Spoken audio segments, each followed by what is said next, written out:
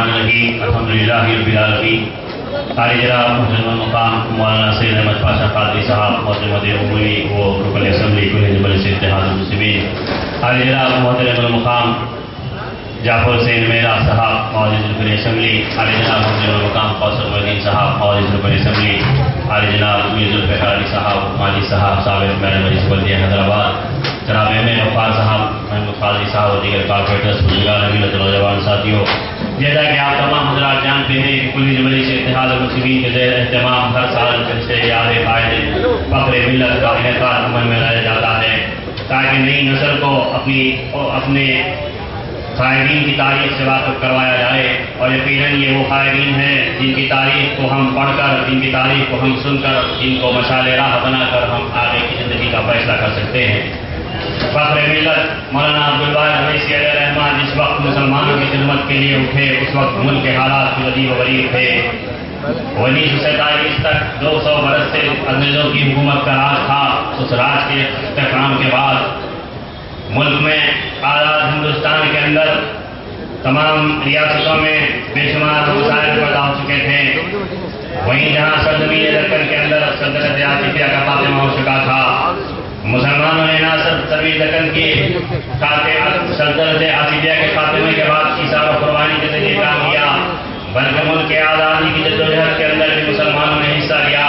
اور 1857 سے لے کر 1947 تک مسلمانوں نے اس ملک کی آزادی کے لیے بے شمار کارنامے انجام دیے. اس ملک کی آزادی کے لیے بے شمار قربانیاں دی گئیں اور سب سے پہلے مسلمانوں نے انقلاب زندہ باد کا نعرہ لگایا. بہادر شاہ ظفر نے کہا تھا جب ان کو انگریزوں نے گرفتار کیا اور ان کی جیل میں منتقل کر دیا تو انہوں نے کہا کہ مجھے دفن کے لیے ہندوستان میں جگہ دی جائے. تو انگریزی حکومت نے انکار کیا تو انہوں نے آخری شعر لکھا کہ کتنا ہے بدنصیب ظفر دفن کے لیے، کتنا ہے بدنصیب ظفر کے دفن کے لیے، جو زمین بھی نہ ملی تو ہے یار میں. اسی ملک کے آزادی کے شیر محسوس ٹیپو سلطان رحمۃ اللہ علیہ نے کہا تھا کہ 100 دن کی ایڈل کی زندگی سے ایک دن کی شیر کی زندگی بہتر ہے. اور میدان جنگ کے اندر جنگ سے انگریزوں سے جنگ لڑتے ہوئے جام شہادت نوش کی. اس ملک کے آزادی کے لیے پنڈت جواہر لال نہرو نے کہا تھا کہ آرام حرام ہے. اس ملک کی آزادی کے لیے شہید اشفاق اللہ نے کہا تھا کہ لا کے رکھ دے ذرا سی کاٹے وطن کفن میں.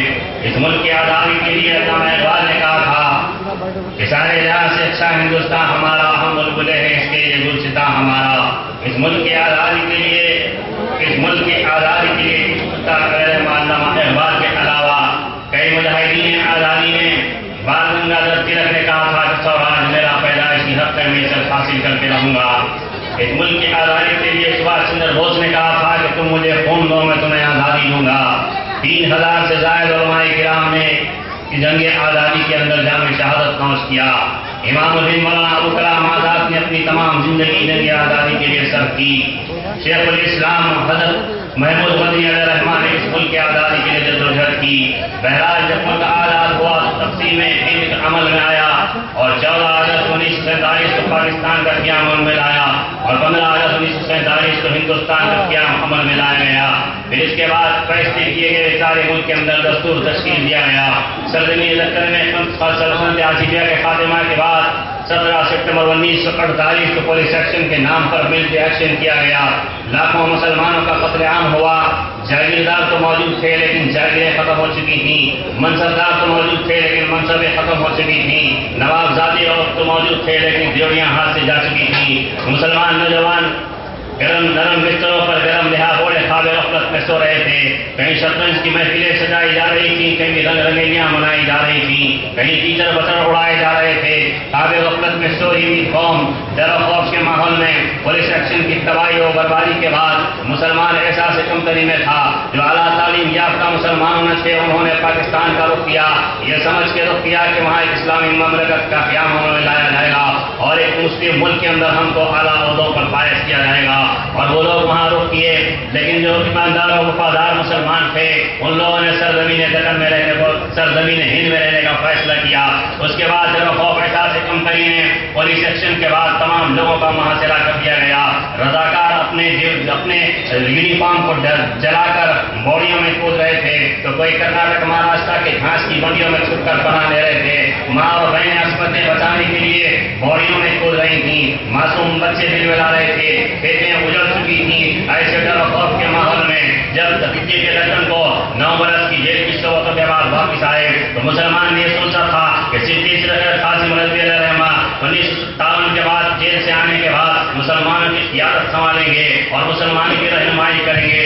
لیکن صدیق لڑکن کے بیوی اور بچے وہاں پاکستان منتقل ہو چکے تھے اور ان کا فیصلہ ہو چکا تھا کہ وہ پاکستان جانے والے ہیں. اسی درمیان میں پھر جب صدیق لڑکن آئے تو انہوں نے فیصلہ کیا کہ مجلس اتحاد المسلمین کی قیادت کسی آئینی ہاتھوں میں دیا جائے تاکہ مجلس اتحاد المسلمین کے اس کاروان کو آگے بڑھایا جائے اور مسلمانوں کو برقرار رکھا جائے. ایسے میں فخر ملت مولوی عبداللہ اویسی صاحب کا انتخاب عمل میں لایا گیا اور فخر ملت اویسی صاحب علیہ رحمہ ایک عاشق رسول، ایک عاشق غوث، ایک ممتاز قانون داں اور دور اندیش مدبر سیاست داں تھے. انہوں نے جب مسلمانوں کے نفس پر غور و فکر کیا تو انہوں نے سب سے پہلے دیکھا کہ کام کیا کیا جائے. تو انہوں نے دیکھا کہ قوم کے اندر ڈر و خوف کا ماحول ہے، احساس کمتری ہے. جس قوم میں ڈر و خوف اور احساس کمتری رہتی ہے وہ قوم کبھی ترقی نہیں کر سکتی. سب سے پہلا کام مجھے یہ کرنا پڑے گا کہ ان کے دلوں سے ڈر و خوف کو نکالنا پڑے گا، احساس کمتری کو نکالنا پڑے گا. تو اس کا سب سے اچھا طریقہ کیا ہے کہ سب سے اچھا طریقہ بندگان خدا کے دلوں سے ڈر و خوف کو اگر نکالنا ہے تو خدا خوف خدا اور حب رسول کو پیدا کرنا پڑے گا. اسی کے عنوان سے آپ نے سیرت النبی کے جلسے منعقد کیے، رمضان کے جلسے یوم القرآن منعقد کیا اور دیکھا فرمایا کہ دیکھو اے مسلمانوں تم اللہ کے بندے ہو، اللہ کی بندگی کرو. تم نبی کریم صلی اللہ علیہ وسلم کی امت ہو، نبی کریم صلی اللہ علیہ وسلم کی غلامی کرو. اللہ باقی من کل پانی، اللہ باقی رہے گا اور سب پناہ ہو جائے گا. اللہ غنی انتم الفقراء، اللہ غنی ہے اور سب فقیر ہیں. تم اللہ کی عبادت کرو اور اپنے نبی سے محبت کرو. اور دیکھو کہ دستور ہند کے اندر تم کو ملک آزاد ہونے کے بعد دستور بنایا گیا اور تم کو یہ اختیار دیا گیا کہ آرٹیکل 25 کے تحت ہندوستان میں ایک شخص اپنے مذہب پر قائم رہتے ہوئے، اپنے مذہب کی عبادت گاہ بناتے ہوئے، اپنے مذہب کی تشہیر کے لیے تقریر اور تحریر کے ذریعے تبلیغ کر سکتا ہے. یہ قانونی اختیار تم کو دیا گیا ہے. آرٹیکل 30 کے تحت تم اپنے مرضی کے تعلیمی ادارے قائم کرتے ہوئے اپنی قوم کو تعلیم کے زیور سے آراستہ کر سکتے ہو. تم دستور ہند کے اندر تم کو یہ مقام دیا گیا ہے کہ تم اپنی جماعت اپنی مرضی سے قائم کر کے ایوان بلدیہ، ایوان اسمبلی اور پارلیمنٹ میں کامیاب نمائندگی کر سکتے ہو. یہ بات فخر ملت نے مسلمانوں کے سامنے رکھی اور مسلمانوں کے دلوں سے ڈر و خوف کو نکالا. اس وقت مسلمانوں کے دلوں سے ڈر و خوف کو نکالنا اتنا کٹھن تھا، اتنا پہاڑ کے چٹان سے پانی نکالنا مشکل تھا. ایسے حالات میں فخر ملت کو الزامات لگائے گئے، بہتان تراشیاں کی گئیں، پابندیاں کی گئیں، زبان بندی کی گئی، کئی آپ کو مقدمات دائر کیے گئے. 11.5 برس آپ جیل کے اندر رہے، جلسوں کی منسوخی کر دی گئی، آپ کو کئی علاقوں میں داخل ہونے سے روک لیا گیا. لیکن اس کے بعد بھی آپ دیکھتے ہیں جس طرح بیرسٹر سعودی اویسی صاحب کو اورنگ آباد میں آنے سے پابندی دی جاتی ہے، شولاپور کو جانے سے پابندی دی گئی، اس پر لکھنؤ کے اندر جلسہ کرنے کی اجازت نہیں گئی. ایسے ہی حالات اس وقت بھی تھے کہ فخر ملت پر پابندیوں کا سلسلہ ہوا. لیکن ایک مرد آن کے آپ ہونے کے باوجود سند جس کو حاصل تھی وکالت کی پڑھائی میں، سنا ہے وہ مرد آہن تھا قانونی لڑائی میں. قانون کے ممتاز قانون داں ہونے کی حیثیت سے دستور ہند کے دائرے میں رہ کے وہ مقدمات کا سامنا کیا اور اپنے حقوق کو حاصل کرتے ہوئے ملت اسلامیہ کو آگے لے کر بڑھے اور 4 رکعت کی فارمولہ کیا. جب لوگوں کے دلوں سے ڈر و خوف پڑا نکلنے لگا، لوگ باہر آنے لگے، لوگ جلد جمع ہونے لگے تو فخر ملت نے ایک پیغام دیا کہ مسلمانوں میں تمہارے سامنے 4 رکعت کی فارمولہ رکھتا ہوں. سب سے پہلے یہ کہ تم کلمے کی بنیاد پر متحد ہو جاؤ، کیونکہ جو قوم متحد نہیں ہوتی وہ قوم کچھ نہیں کر سکتی، وہ قوم کسی محاذ پر کامیاب نہیں ہو سکتی. اس کا پیغام آپ نے دیا اور فرمایا کہ کلمے کی بنیاد پر تم متحد ہو جاؤ. اور دوسرا تعلیمی شعور اپنے اندر بیدار کرو، کیونکہ تعلیم کے بغیر دنیا میں کچھ نہیں کیا جا سکتا. پھر تیسرا کہا کہ تمہیں معاشی طور پر مضبوط ہونا پڑے گا. اور پھر چوتھا جو پیغام بڑا آپ نے دیا وہ دیا کہ مسلمانوں کو سرگرم سیاست میں حصہ لینا چاہیے. یہ 3 باتیں جو سب کو پسند آئی کہ اتحاد ملت، تعلیمی پسماندگی، معاشی پسماندگی. جب آپ نے کہا کہ سرگرم سیاست میں حصہ لیا جائے تو یہ بات حیدرآباد سے لے کر دلی تک پہنچ گئی. پنڈت جواہر لال نہرو کو تک برداشت نہیں ہوئی کہ یہ فخر ملت عبداللہ اویسی کیا نعرہ دے رہے ہیں کہ مسلمان جب سیاست میں سرگرم ہو جائے گا تو ایوان بلدیہ کے اندر، ایوان اسمبلی کے اندر، ایوان پارلیمنٹ کے اندر ہماری سوچوں میں بھی اس کا دخل ہو جائے گا، ہمارے فیصلوں میں بھی اس کا دخل ہو جائے گا. آج 70 برس کے بعد دنیا دنیا دیکھ رہی ہے کہ آج پارلیمنٹ میں بنائے جانے والے دستور احکامات کے اندر مجلس اتحاد المسلمین کا دخل ہے، بیرسٹر اسدالدین اویسی کی سوچ اور آواز کا پارلیمنٹ کے اندر دخل ہے، تو ایوان بلدیہ آندھرا اور تلنگانہ کے اندر مجلس اتحاد المسلمین اکبر الدین اویسی صاحب کا ذہن اور آواز ہے، اور ایوان بلدیہ کے اندر مجلس اتحاد المسلمین کا دخل ہے۔ اسی بات کا خدشہ ان لوگوں کو تھا کہ وہ لوگ چاہتے تھے کہ مجلس اتحاد المسلمین سرگرم سیاست میں حصہ نہ لیں، لیکن آپ دیکھ رہے ہیں کہ یہ بات کیوں کہی تھی، اس لیے کہی تھی کہ انہوں نے جب دیکھ لیا کہ تقسیم ہند کے بعد دکن میں ایک کمیٹی بنائی گئی اور اس کمیٹی کی سفارشات کے اندر یہ بات کہی گئی کہ جو لوگ انگریزی نہیں جانتے ان کو سرکاری ملازمتوں سے ہٹا دیا جائے، لہذا 22,000 سرکاری ملازمین کو ہٹا دیا گیا، جن میں 20,000 سے زائد مسلمان تھے جو انگریزی سے ناواقف تھے۔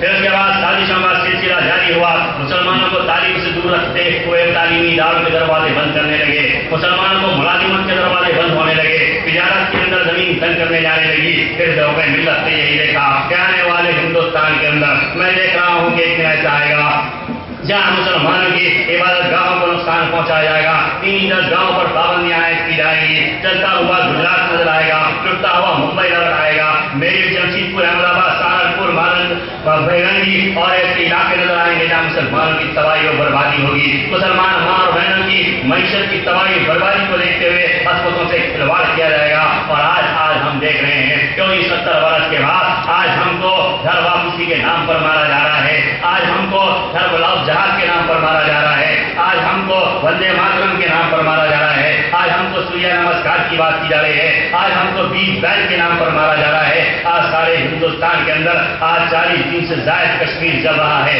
ترقی کی لپیٹ کے اندر ہے، مائیں اور بہنیں بے سر و سامانی کے عالم میں سڑکوں پر آ گئی ہیں۔ آج آسام کے اندر آج بوڈوز کی جانب سے مسلمانوں کا قتل عام کیا، بہار کے اندر سیلاب آیا، کرنول کے اندر سیلاب آیا، مہاراشٹر مالیگاؤں کے اندر بمبلاس ہوا، جیلوں کے اندر کوٹا اور ٹاٹا کے تحت نوجوان گرفتار ہے۔ اگر آج سارے ہندوستان کا کوئی احاطہ کرتے ہوئے آگے بڑھی ہے تو یہی فقر ملت کتابوں کی تعبیر پر شرمندہ کرتے ہوئے آج مجلس اتحاد المسلمین بیرسٹر اسدالدین اویسی صاحب آج سارے ہندوستان کا احاطہ کرتے ہوئے سارے ہندوستان کے مسلمانوں کی نمائندگی کر رہے ہیں۔ تو یہی وجہ تھی کہ سالار ملت نے بھی یہی کام کیا اور یہی چار جھکاس رکھتے ہوئے آگے بڑھایا۔ جب انسان دنیا سے جاتا ہے تو 3 چیزوں کو چھوڑ کر جاتا ہے، دولت، طاقت، اقتدار و محلات کچھ اس کے ساتھ نہیں آتے۔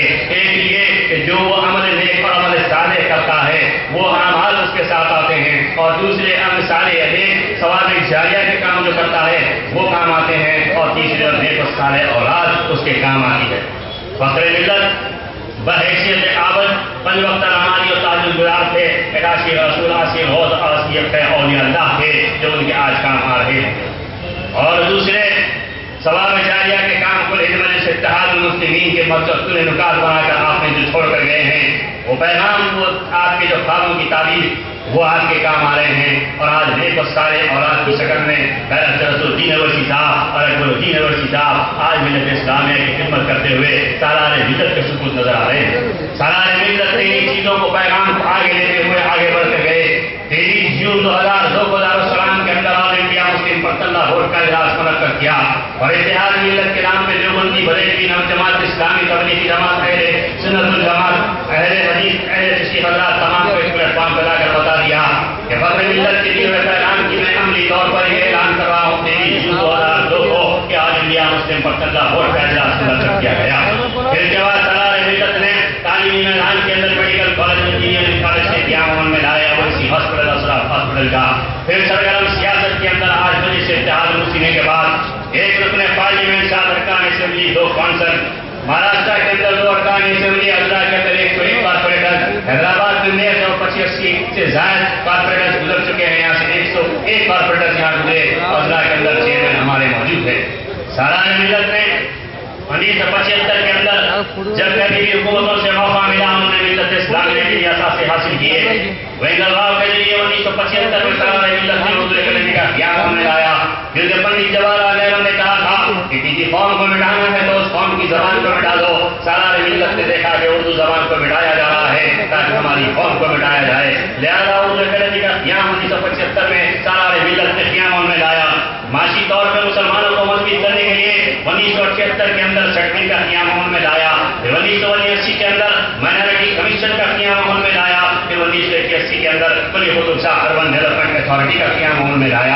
फिर 1984 के अंदर Deccan medical college engineering college को हासिल किया। फिर 1985 के अंदर आंध्र प्रदेश मराठी फाइनेंस कॉर्पोरेशन का क्याम अमल में लाया ताकि मुसलमानों की मईशत को मजबूत किया जाए। फिर 1986 के अंदर दारुस्सलाम कोऑपरेटिव बैंक का क्याम अमल में लाया और अपने मिलत की कामों को जमीन ताबीर करते हुए इत्तेहाद मिलत और तालीमी मैदान, माशी मैदान और सियासी मैदान में आज मजलिस इत्तेहाद मुस्लिमीन सरगर्म बनकर आगे बढ़ रही है। तो आज मुसलमानों हमको इस मौका पर इस जलसे याद फक्र मिलत से ही पैगाम हासिल करना पड़ेगा।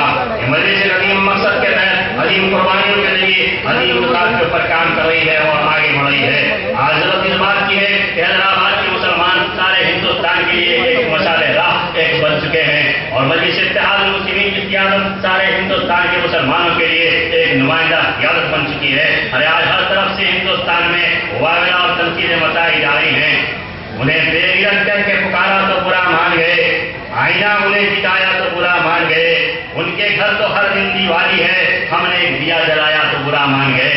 आज एक असदुद्दीन अवैसी की क़यादत से मीडिया परेशान है, फिरका परस्त परेशान है, हुकूमतें परेशान हैं, लेकिन याद रखो मुसलमानों, हमें यही पैगाम इस जलसे से हासिल करना पड़ेगा कि इत्तेहाद मिल्लत के जरिए सरगर्म सियासत में हिस्सा लेते हुए हम अपनी दीनी दरगाहें और इबादत गाहों को बचा सकते हैं, नौजवानों को और हमारी मईशत को, हमारी माँ और बहनों की इज्जत और आबरू का तहफ़्फ़ुज़ करते हुए हम आगे बढ़ सकते हैं।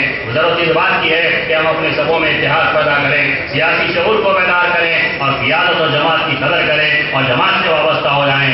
वाक़िअ दावाना अनिल हम्दुलिल्लाहि रब्बिल आलमीन।